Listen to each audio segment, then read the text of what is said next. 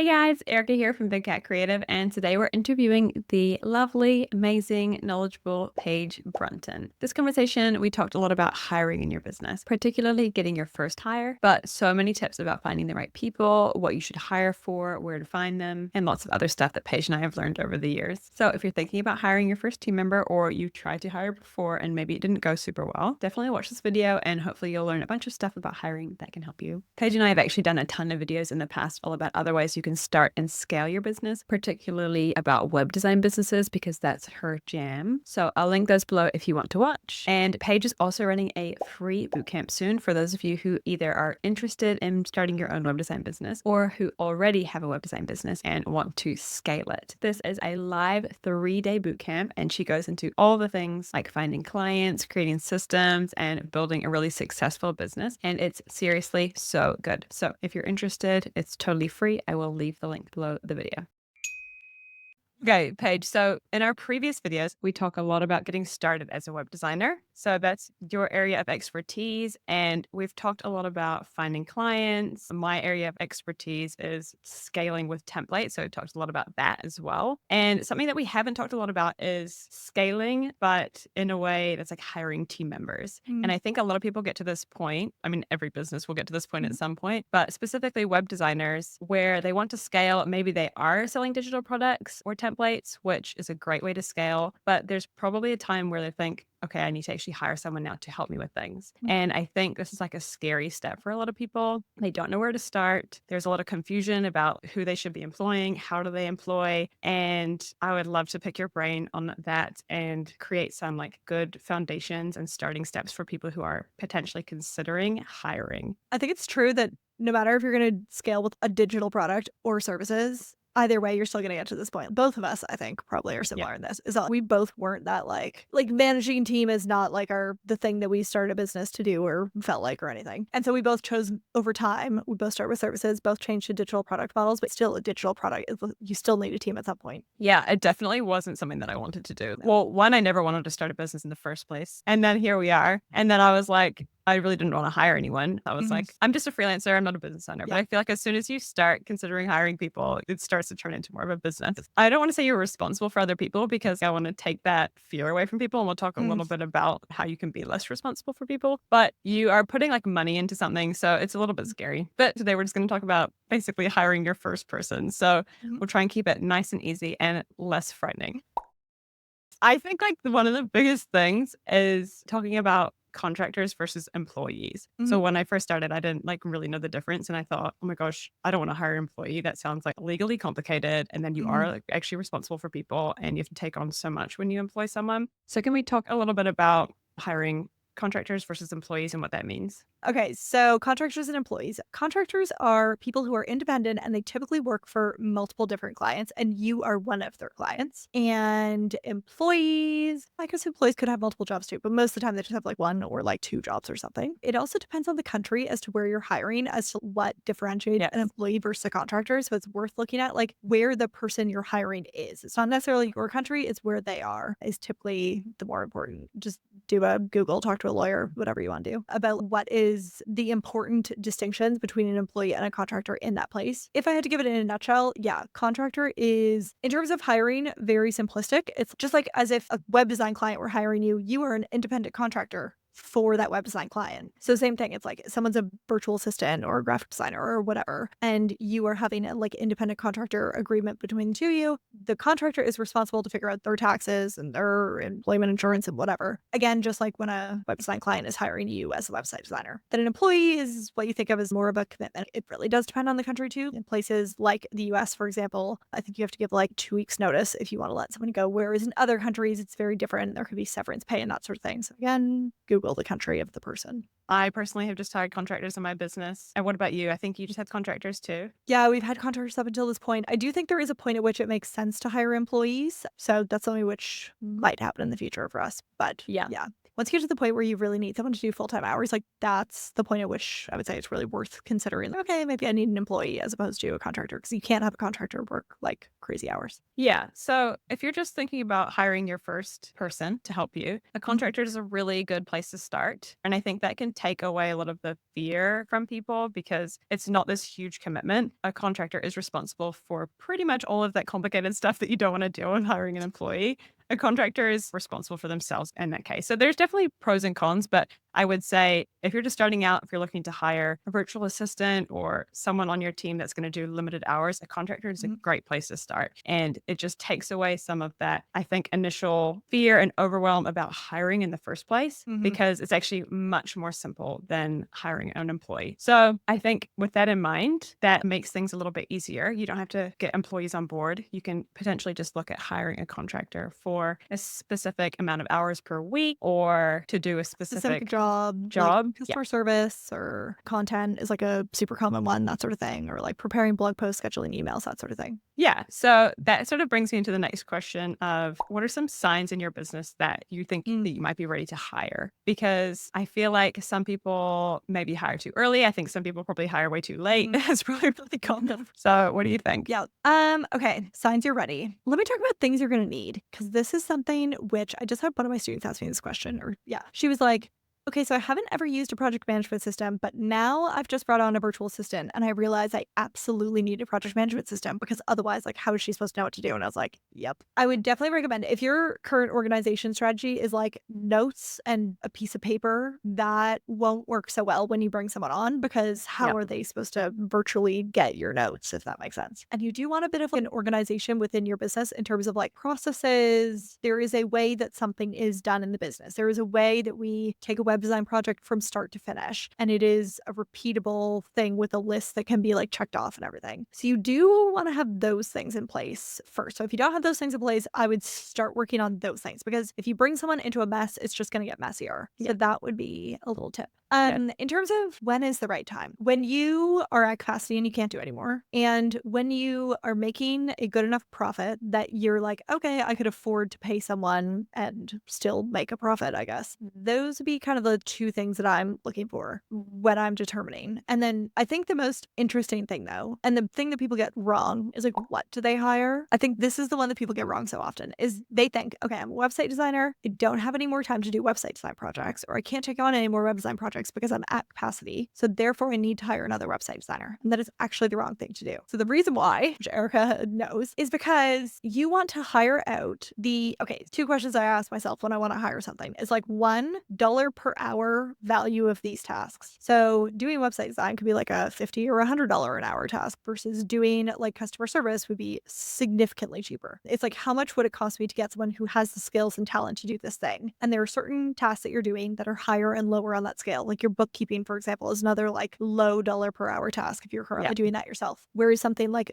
business strategy or maybe even content creation or I don't know, website design, those are higher dollar per hour tasks. The other thing is, what do you enjoy and not enjoy? So I would make two lists. I would like Yeah. make a list of like, what are all the things which I do and how much do I think it would cost me per hour to hire that out versus what do I like and not like? And the two things that meet in the middle of like cheapest dollar per hour and thing I don't like are the first thing that you would want to get someone on for. Yeah. Which is potentially not, if you're a website designer, website design. So you can take on more web design projects, which is making more money that way, if that makes sense. Yeah, for sure. I think that like that makes sense for a lot of people too, because they get into web design because they like the web design part and then Mhm. they end up having to do emails and marketing and all those Yep. other things that come with business, bookkeeping and boring stuff that isn't web design. So those generally, I feel like 90% of the time, that's what people would hire out first. Yep. And that's the right thing to do. It's definitely easier hiring out those things than hiring out your like signature service. And you can Exactly. definitely get to that in the long run Yep. if you were to start sort of an agency type model. Mhm. But to start, if you're hiring your first person, a nice, easy place to start is, yeah, like you said, the lower cost, the things you don't like to do, which usually ends up being, if you're a web designer, stuff Mhm. like marketing or emails. So, Yep. okay, so that kind of covers like what you'd recommend as a first hire and like how to not hire someone. Don't just automatically hire someone for the main service that you're doing. I think like another thing that holds a lot of people back is like the financial side. I guess like the mindset of hiring people is something to think about. It costs a lot of money, and also you've got someone else doing work for you, so they're representing you. So I think there's like a couple of things to dive into there. Financially, how can you basically guarantee, nothing's a guarantee, but how can you really ensure as much as possible that you're not going to lose money by hiring this person and this is actually going to be financially worthwhile? So typically, this person, if they're doing like admin, bookkeeping, email, customer service, whatever, those are not money generating tasks, which therefore means that you need to spend your extra time that you have on money generating tasks so that you then have the money to pay that person to do that thing, if that makes sense. So I'd really Yeah. make sure that you figure out, okay, if I have this time back, make sure it goes into the right thing. Because I think that can like very easily happen is, oh, sweet, I just get to chill or I can go, I don't know, do something else. But it's like, you just need to be conscious of like, is this person going to be generating this business money or not? In terms of the amount of what you're going to be paying or like the fear around that question, the one thing which I would say is you can figure that out. Say, I think the very first person I hired, I was like, okay, I'll do 5 hours a week. And that's like the contract and the scope for which we hired. And then it's like, here's the things, do it in that time. Like I've realistically figured out that it takes me this long to do it. It might take you, a bit longer if there's like month or two, but then after that, we should get it down to that time frame. And so therefore I did have a rough idea of how much this was going to cost me. And I could look back at my like revenue and profit and be like, could I afford that? Yes, I could. And could I spend more time on things that I think are going to make me money? Yes, I could. So therefore it makes sense. Yeah.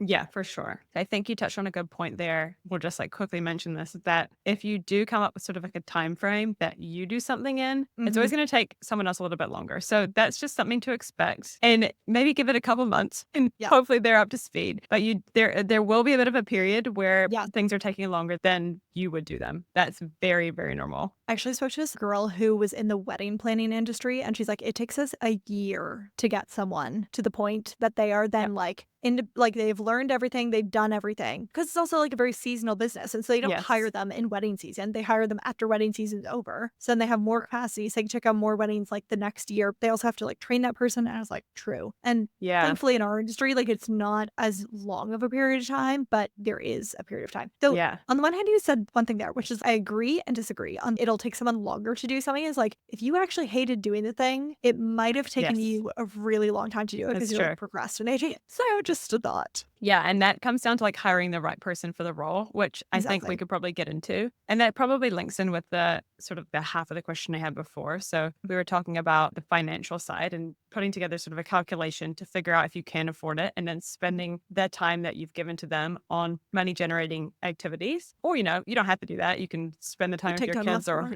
however you want to spend that time. But as long as you can afford to keep paying them, that's the main thing. So coming up with that little calculation first, and that will just help you get over that, I guess, hesitation for I think that's the other thing to know is like, it's very normal in a contractor relationship to be like, hey, it's this many hours that like we've set aside for you or something, or we want you to do this many hours a week or whatever.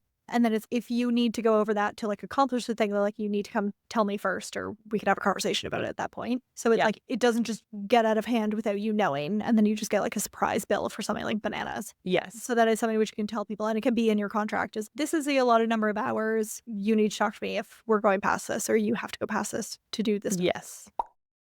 Let's talk a little bit about hiring the right person, because I think one, like we were just talking about, that will help sort of the calculation actually work if you've got the person who's actually good or likes what they're doing versus you who didn't necessarily like that part of your job and you want to hire out for it. And then, like I said earlier, they're representing your business now, they're representing your work, and they're doing stuff on your behalf. So that's a little bit scary for some people, because I mean, that should be a little bit scary. You definitely want to make sure you're hiring someone who is fit for the role and who understands your business. And there's a few things that go into that. So do you want to talk about that? Picking the right person? Picking the right person. Yeah. Okay. The right person is the right person for the specific thing you're hiring for. And what I mean by that is this, is if I hate bookkeeping, I have no interest, I'm awful at it. Some people absolutely get a kick out of going into QuickBooks and clicking things, and that's great. And so if that's what you're hiring for, you want to find someone who absolutely gets so much joy out of spreadsheets and QuickBooks. Whereas if you're hiring someone for creating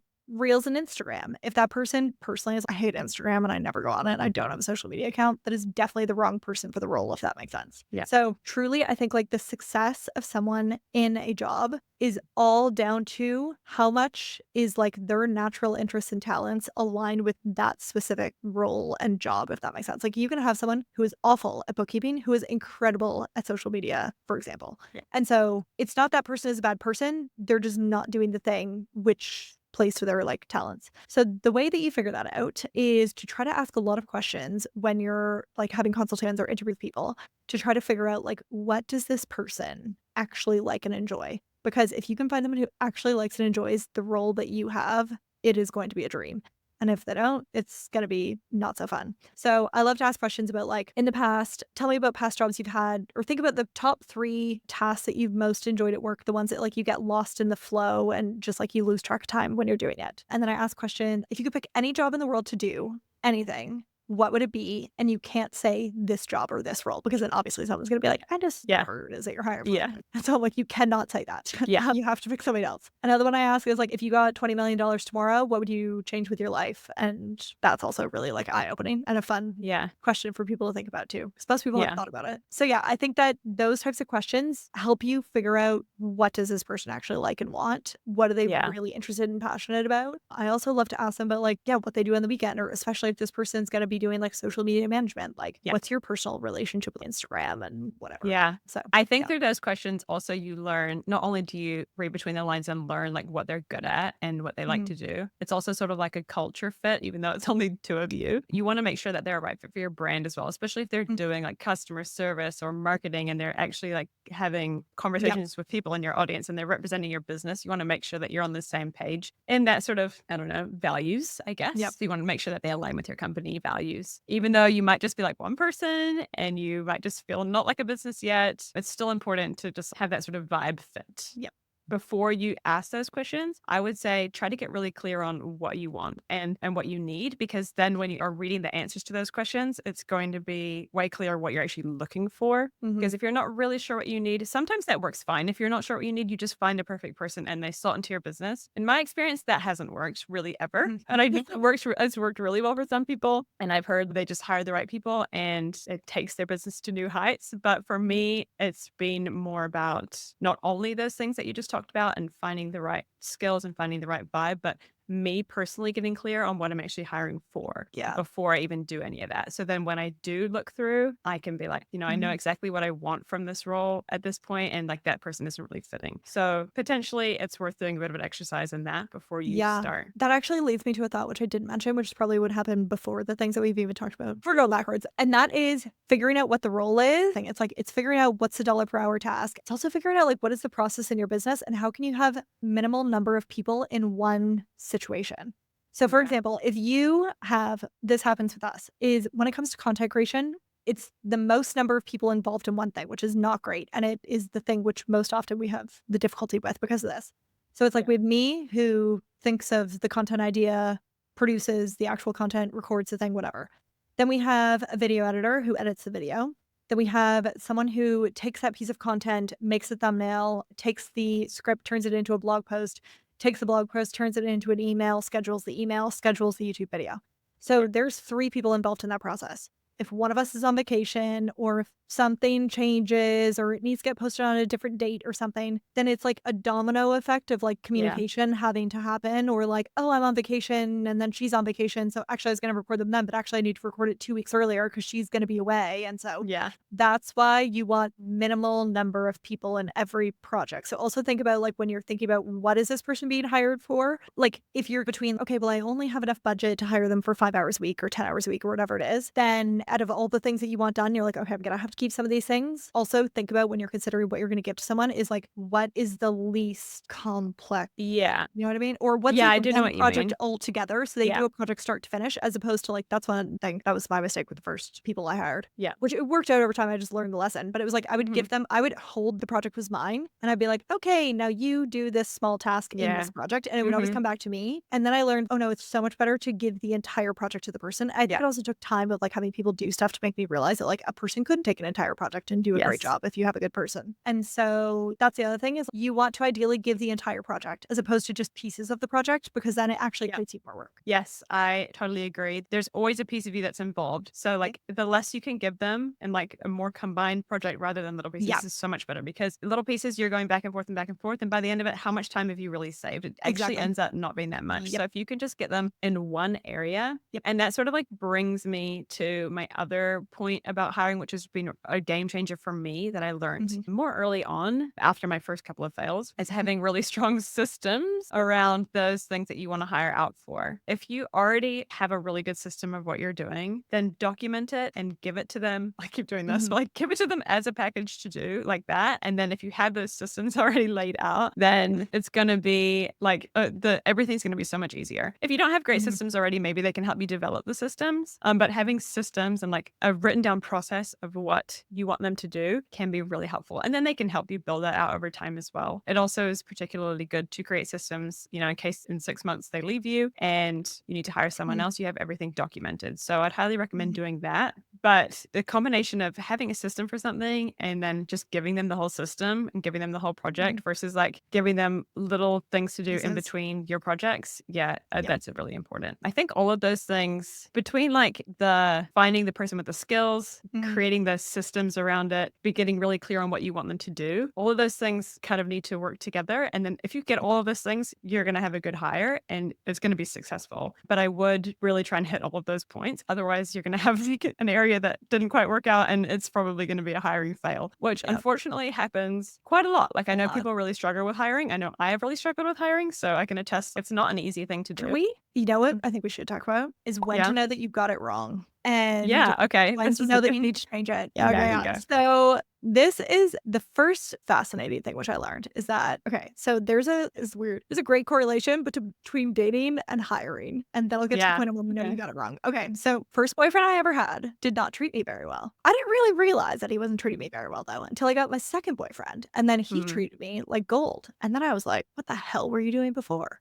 And from that point on, I was like, oh, this is like what my expectation should be, because like, why would I go back to worse? And so then in future relationships, I had this expectation of what good was and like how a boyfriend treats you well. And therefore I wasn't accepting anything other than that. And then I just got progressively more and more fantastic boyfriends over time. And it's the same thing. Standards. The standards. And then I had an expectation and then people just met it, or if they didn't meet it, then I wasn't dating them. And so it was very useful to like have, dated multiple people when you were younger for that exact reason. Because if I dated the first or married the first guy, oh my Lord, that would not have been good.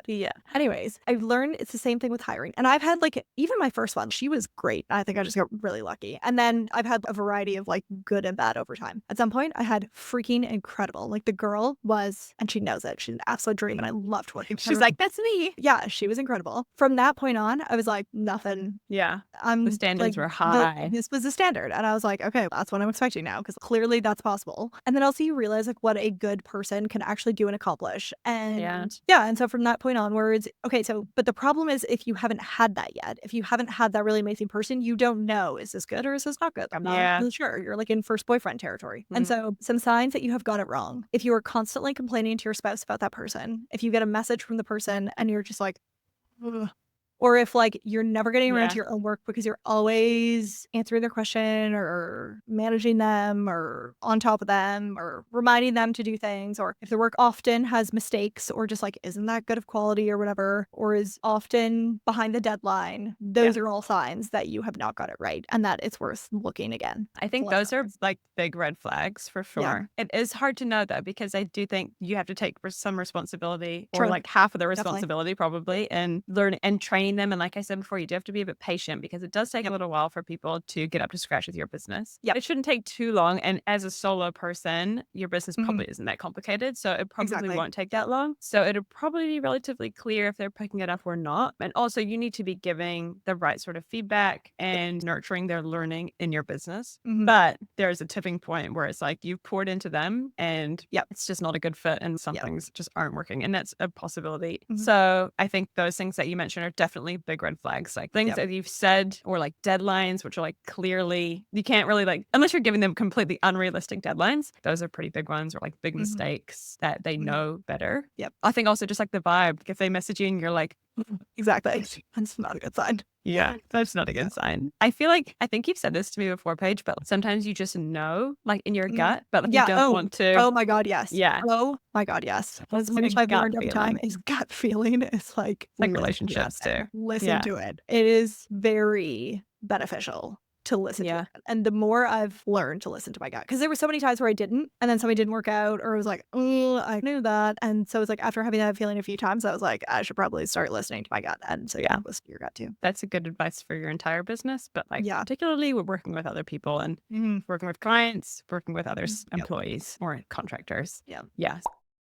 So let's say someone is ready to hire. They are getting a ton of inquiries. They can't keep up with them all, but they want to. And they've decided that they want to outsource their email marketing, just not their web design. Where would be a good place to start? So I'd probably go back to what we were talking about before is get clear on what you want, maybe write down some information, what you want them to do, how many hours, do a bit of a calculation, make sure you can afford it. What are you going to do with that time? Are you going to take on extra clients for that 5 hours or whatever a week that you're giving them? And so they're ready to hire. They've got all that. Where would they go to hire? And I'd be Okay. interested to hear what you say about this because we probably do different things. Oh, really? Well, I mean, don't we do the same thing? I mean, I don't know. list. Okay, so life hack, if you have an email list, which is another reason number 107 you should get one is because you can hire from Which it. you might not if you're like just a Again, solo. I mean, you should yeah. have one. You should. Yeah. So if you have an audience, great place to hire from. If you don't have an audience, then I would say okay. So one, I'm assuming that everyone who's listening to this, they're hiring as like a virtual assistant type person. There's like courses on being a virtual assistant, and you can go find the course creator on being a virtual assistant and then be like, looking to hire a virtual assistant. Can you like share this with your students? Because some virtual assistant courses have thousands or tens of thousands of students.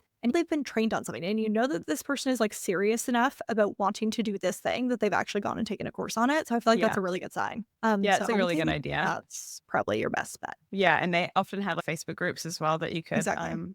you could post in and look Yep. for people. Yep. Yeah, so I have personally used I have used my email list. I have not all though. I think two people are from my email list and my team currently. And then another was just from Upwork. So I did a course back in the day about like hiring people, and it was taught by an American, and pretty much all of the people in it were US based. And so all the suggestions for how to hire people were not relevant because they were posting on like job sites, which I just couldn't get in my country.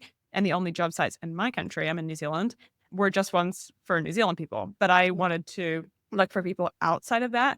So I actually went to Upwork and other freelancing sites and posted there, not with the intention of hiring via Upwork, which is a little bit sneaky. I'm pretty sure I've gotten in trouble for it in the past, posting my job on there.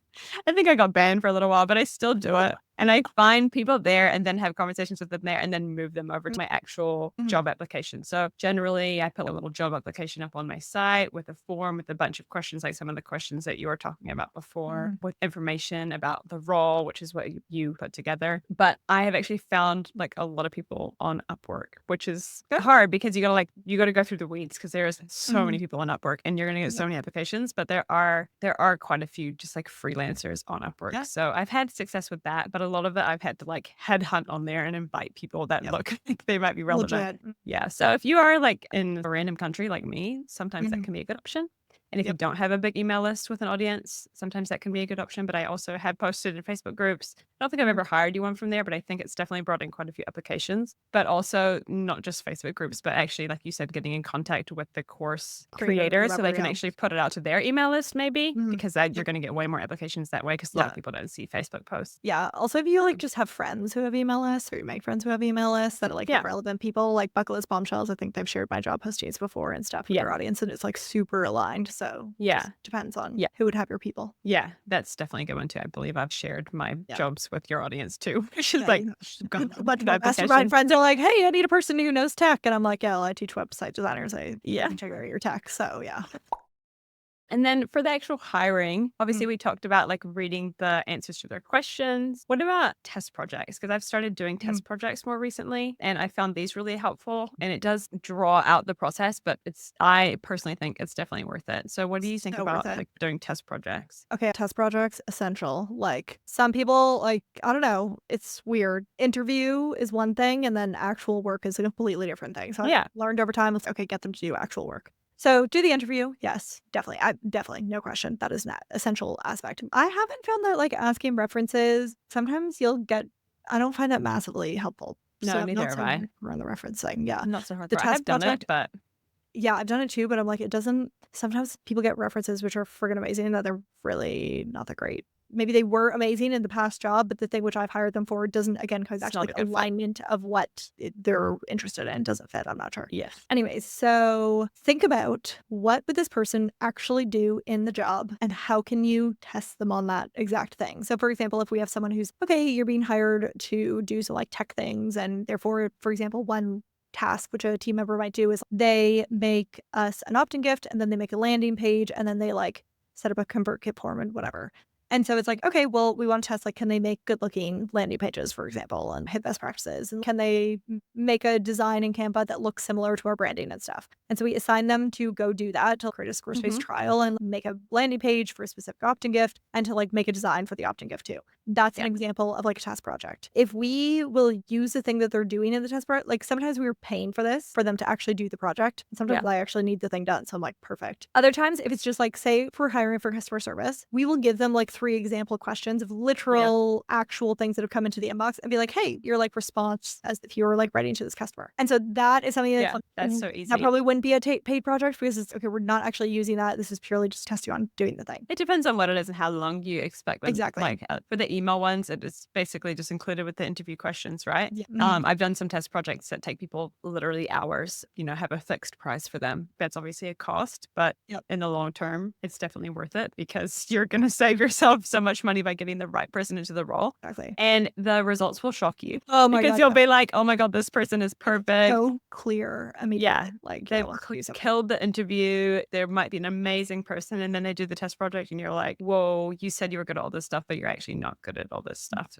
Or someone will really surprise you. You'd be like, "You totally Yeah. undersold Mhm. and over delivered." It is a pain to do. It would be so Yep. nice if you could just skip all that. Let me just talk to This is the because I think when you say it's gonna cost you less in the long run, people are like, yeah, I don't know about that. No, like it it will. will cost you less in the long run. If you hire someone who doesn't end up working out, it's like you could potentially spend a lot of time like you're onboarding and they're onboarding you and whatever. And then they actually like do stuff and then it's not good. And then you spend time being like, why isn't it good? And did I not communicate well enough? And do I like Yeah. and then it's like trying to get it to be improved and stuff. And then it's just not working. And so then you've ended up paying someone to do work not well. And then you spend a lot of your time on getting you two onboarding each other and everything. Yeah. All of those things is like time and money. And then you have to still go and potentially do your entire hiring round again, which takes you a boatload of time. Doing a paid test project might seem like, oh, but I'm spending like a couple $100 on something, which whatever. Like It's the best investment. it's the best money you can spend. Yeah. Yeah. Yeah. Like time and money spent on hiring correctly is probably the biggest investment you can make Mhm. into your business because once you have the right person that just like multiplies your income, Yep. saves you time. And if you do it wrong, it's actually almost worse. The biggest reason to do that all is in case it goes wrong. You're going to spend so much money and so much time Mhm. messing around when you could have just got the right person in the first place. I'm a big testament to that because I've just like Mhm. wasted so much money and so much time hiring the wrong people. And it's all my fault because I didn't hire them properly in the first place. Yep. Yeah, that's a Mhm. big one. So on a positive note, once you have a good team member, it is Yeah. life changing. It's heaven. Yeah. And you can actually scale or you can spend more time doing things that you want to do. And it is Yeah. so key. There's definitely something like an ease to running your business just by yourself. And there's nothing wrong with that. And if you just want to like Yep. maintain and keep things as they are, that's totally fine as well. But I know that so many of you are interested in hiring your first Mhm. person. And once you hire your first person and it goes well, you'll be like, okay, I want to hire more people. Like it's just Yeah. and it will Yep. snowball until you have True. this perfect little team and things run really smooth and it's fun as well. Like I feel Mhm. like it's fun. When I first started, I was like, no, I'm not gonna hire anyone. But now I'm like, oh, it's actually fun doing this with other people. Like Mhm. everyone has like a vested interest and we're all working together. And if you Yep. hire cool people, you can Yeah. make new friends and have a good time with Mhm. them. And yeah, there's definitely a lot of positives. Yep. And it doesn't have to be like this big scary thing, particularly Mhm. like talking about just hiring contractors, making sure that you're set up to do all those things, do the calculation, do like your research at the beginning and figure out exactly what you need. Do the interviews properly in the test projects. Try and get the vibe fit and culture fit and try and also Mhm. get the skills fit. And once you get Mhm. all that stuff, you'll be away laughing. Okay, guys, that's it from us. I hope you found that helpful, and I hope our combined knowledge on hiring really helps you either make your first hire and or avoid any future hiring mistakes. I just wanted to remind you again that Paige's Bootcamp is coming up really soon. It's totally free and it's an absolute no-brainer if you're a web designer or an aspiring web designer. It's 3 days with 3 different trainings full of free value, and she also hosts Q&As and also brings in successful web designers to do Q&As as well. So you're really learning from the best, and I highly, highly recommend it. We will link that below the video so you can sign up. Thanks for watching, and I will see you in the next one.